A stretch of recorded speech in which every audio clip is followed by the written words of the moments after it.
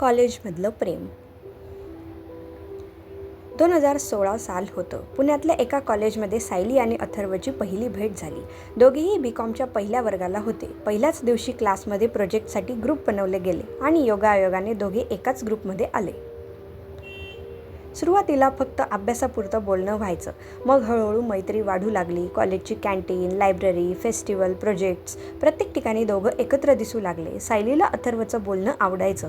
तो प्रत्येकाला मदत करायचा. दुसरीकडे अथर्वला सायलीचा साधेपणा आणि प्रामाणिकपणा आवडायचा. 3 वर्षात त्यांची मैत्री प्रेमात बदलली.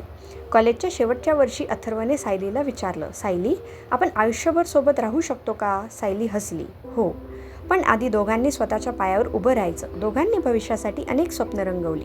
कॉलेज संपलं. अथर्व नोकरीसाठी मुंबईला गेला. सायली रत्नागिरीतच एका कंपनीत काम करू लागली. सुरुवातीला रोज फोन, मेसेज, व्हिडिओ कॉल व्हायचे, पण हळूहळू दोघांच्याही आयुष्यात जबाबदाऱ्या वाढू लागल्या.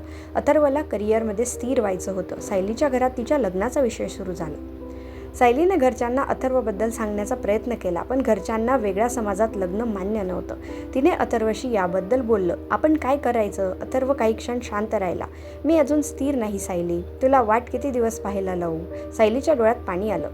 पुढचे काही महिने दोघांसाठी खूप कठीण गेले. एकमेकांवर प्रेम होतं, पण परिस्थिती त्यांच्या बाजूने नव्हती. एका संध्याकाळी दोघे शेवटच्यांदा भेटले. कॉलेजच्या आठवणींनी भरलेल्या त्या कॅफेमध्ये. सायली म्हणाली, आपण एकमेकांवर प्रेम केलं हे कधीच चुकीचं नव्हतं. अथर्व हसला, आणि ते प्रेम आयुष्यभर माझ्या मनात राहील. दोघांनी एकमेकांचा हात धरला. कोणीही रडलं नाही, कारण दोघांनाही माहीत होतं काही प्रेमकथा लग्नापर्यंत पोहोचत नाही, पण त्यांचं महत्त्व कमी होत नाही. काही महिन्यांनी सायलीचं लग्न समीरसोबत ठरलं. समीर एक समजूतदार, शांत आणि कुटुंबाला जपणारा मुलगा होता. लग्नानंतर सुरुवातीला सायली थोडी गोंधळलेली होती, पण समीरने तिला कधीच बदलण्याचा प्रयत्न केला नाही. त्यानं तिला समजून घेतलं, तिच्या आवडीनिवडी जपल्या. हळूहळू सायलीला जाणवलं, नातं फक्त प्रेमाने नाही तर विश्वास, आदर आणि साथ याने टिकतं. काही वर्षात त्यांना एक मुलगी झाली. सायलीचं आयुष्य आनंदाने भरून गेलं. दुसरीकडे अथर्वच्याही आयुष्यात बदल झाला. त्याचं लग्न प्राजक्ताशी झालं. प्राजक्ता उत्साही आणि सकारात्मक विचारांची मुलगी होती. ती अथर्वच्या प्रत्येक स्वप्नात त्याच्यासोबत उभी राहिली. अथर्वचा व्यवसाय सुरू झाला आणि प्राजक्ताने त्याला खूप साथ दिली. काही वर्षात त्यांनाही एक मुलगा झाला. अथर्वलाही आयुष्यात स्थिरता आणि आनंद मिळाला. सुमारे 10 वर्षांनी कॉलेजचा रियुनियन आयोजित करण्यात आला. सर्व जुने मित्र भेटणार होते. सायली आणि अथर्व दोघेही आपल्या जोडीदारांसोबत आले. अनेक वर्षांनी ते समोरासमोर उभे होते. क्षणभर जुन्या आठवणी डोळ्यासमोर आल्या, पण आता त्यांच्या चेहऱ्यावर दुःख नव्हतं, फक्त एक सुंदर स्मित होतं. कशी आहेस? अथर्वने विचारलं. खूप छान. तू?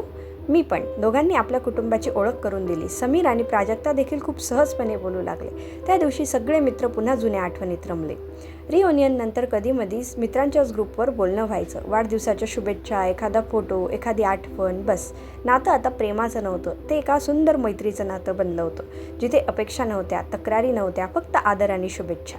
एकदा सायलीची मुलगी विचारली, आई, कॉलेजमध्ये तुझे मित्र होते का? सायली हसली, हो, खूप चांगले मित्र होते. त्याचवेळी अथर्वचा मुलगाही त्याला तोच प्रश्न विचारत होता. अथर्व हसत म्हणाला, हो, आणि आजही आहेत.